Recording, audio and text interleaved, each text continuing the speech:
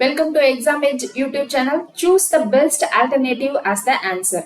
A factory always has. So இது நமக்கு TNPSC Group 2A மெயின்ஸ்ல கேட்ட கொஸ்டின் தான் 2024ல கேட்ட கொஸ்டின்.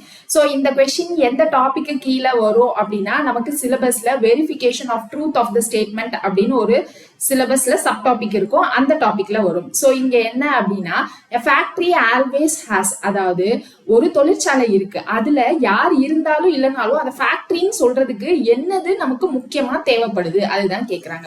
ஸோ எலக்ட்ரிசிட்டி அப்படின்னு கொடுத்துருக்காங்க. எலக்ட்ரிசிட்டி நமக்கு வீட்லயும் இருக்கும், ஸோ அதை நம்ம ஃபேக்டரின்னு சொல்ல முடியுமா? சொல்ல முடியாது. சிம்னி இப்பெல்லாம் நம்ம வந்து பெரிய பெரிய சிம்னியும் இருக்கு. ஸோ வீட்லயும் இப்ப என்ன பண்றாங்க, கேஸ்ல இருந்து வர போக அது எல்லாத்துக்கும் ஒரு குட்டி சிம்னியாவது வீட்லயும் இருக்கு. அப்போ அதுவும் நமக்கு ஃபேக்டரின்னு சொல்றதுக்கு கிடையாது. ஃபைல்ஸ் அப்படின்னா நம்ம வீட்டுக்கு ஃபைல்ஸ் எடுத்துட்டு போய் வேலை பார்க்குறோம். கவர்மெண்ட் ஆஃபீஸஸ்ல நிறைய ஃபைல்ஸ் இருக்கு.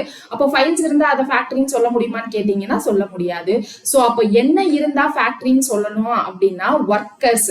ஸோ ஒர்க்கர்ஸ் அப்படின்றது நம்ம வேற ஏதாவது ஆஃபீஸ்ல இருந்தாலும் சொல்லலாம் இல்லையா? அப்படின்னா அவங்கள ஒர்க்கர்ஸ் சொல்ல மாட்டோம். ஆஃபீஸ்க்கு ஏற்ற மாதிரி அவங்கள ப்ரொஃபஷனல்ஸ், லேபர்ஸ் அந்த மாதிரி நம்ம வித்தியாசமா சொல்லுவோம். ஸோ ஃபேக்டரியில நமக்கு எலக்ட்ரிசிட்டி, சிம்னி, ஃபைல்ஸ் எல்லாமே தேவைப்பட்டாலும் ஒர்க்கர்ஸ் இருந்தாதான் நமக்கு ஃபேக்டரியா இருக்கும் இல்லையா?